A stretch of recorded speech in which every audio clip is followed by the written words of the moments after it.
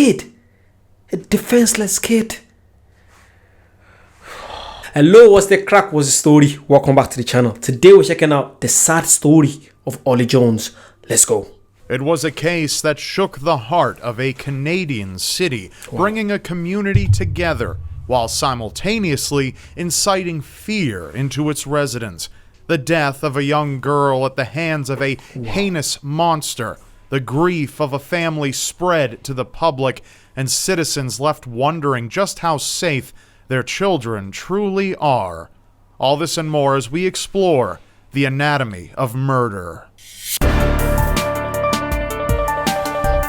Ooh, let's go.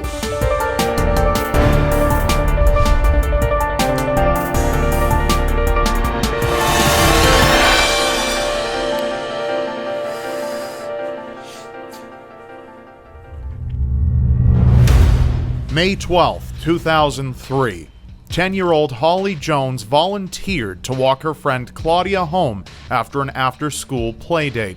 Holly, normally a shy girl, was growing in independence in her approaching adolescence and was eager to show her maturity.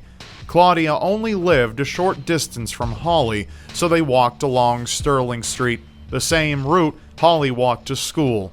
Upon seeing Claudia off, Holly walked back towards her house down Perth Avenue. When Holly left home at 6 p.m., it was still daylight, but as the darkness grew, her parents, Maria Jones and George Stonehouse, began to worry. They promptly reported her missing, and an Amber Alert was issued the following morning. In addition to Amber Alert, the name Amber Alert, is that from, I'm guessing something must have happened to someone called Amber, and they got that from Amber Alert? Is that what happened? Because I'm always saying Amber Alert, but I don't know the origin. Let me know. That's a good question, actually. To a plea from Holly's parents for information about their daughter's whereabouts and for her safe return. However, it was too late. A man walking his dog on Ward's Island stumbled across two bags on the shoreline, each containing body parts. Police identified the remains as Holly Jones.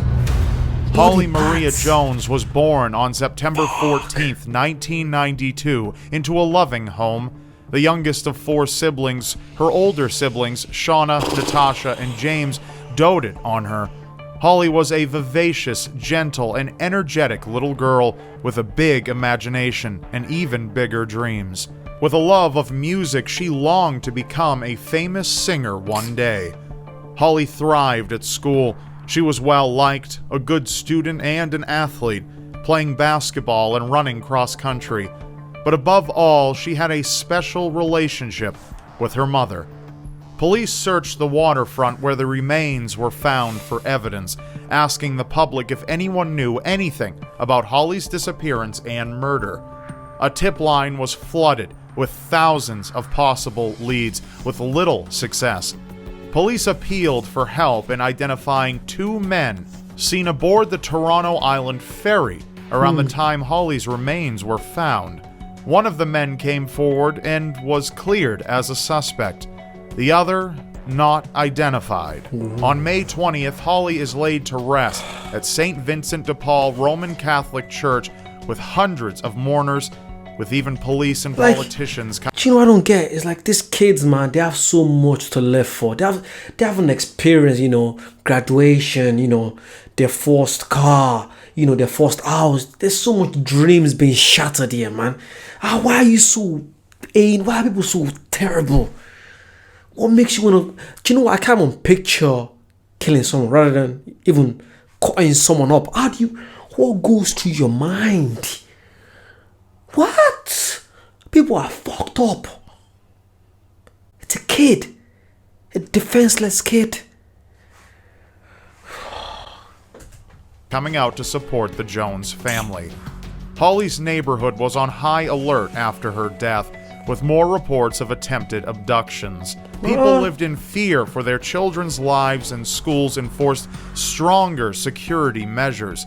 Law enforcement continued to search for evidence, going through the city's garbage and beginning a controversial program for voluntary DNA collection from men within the area. Only a few men refused to take part in the program. One was a 35-year-old software developer named Michael Briere. Michael had no criminal record, and authorities obtained his DNA after he discarded a soda can in a public trash bin. His DNA matched blood found under Holly's fingernails, prompting police to arrest him. While under interrogation, Michael confessed in full to the murder of Holly Jones. After viewing child pornography, he happened to walk outside just as Holly passed in front of his home, and he made a split-second decision that ultimately ended her life. He sexually abused and strangled her within an hour of taking her hostage, then hid her body in his refrigerator and dismembered her. Over the course of 3 days, he disposed of her body by dumping the bags in the harbor, then disposing of the rest on garbage day. Michael Briere was charged with first-degree murder and was held without bail in protective custody. I don't believe in, killing and execution, but people like this, they deserve it. They deserve it. Cause I have little sisters, I have nieces and all that, and I can't even think of losing them, and in the end, something like this happened. Mate, look, I'm sorry, if someone tried this with my family, and I catch the person, God forbid, mate, I would fuck him up. Yes, I don't care. I will kick the shit out of you. I will beat the shit. If just messing around with them because they're defenseless. What's wrong? What's wrong with people? What's wrong with you? What's your problem? Seek help. What? Look at, and it's always people like this, man. They live a normal life, have a normal job, man. Holly's family, while devastated, were relieved that her killer had been caught. In the ensuing months, Michael waived his rights to a preliminary hearing. He chose to plead guilty on June 17, 2014, to spare the Jones family from a painful trial. He was sentenced to life in prison and will not be eligible for parole until 2028. Michael attributed his act. What? This happened in 2014. So 2028. In 14 years, he's gonna have a chance to get.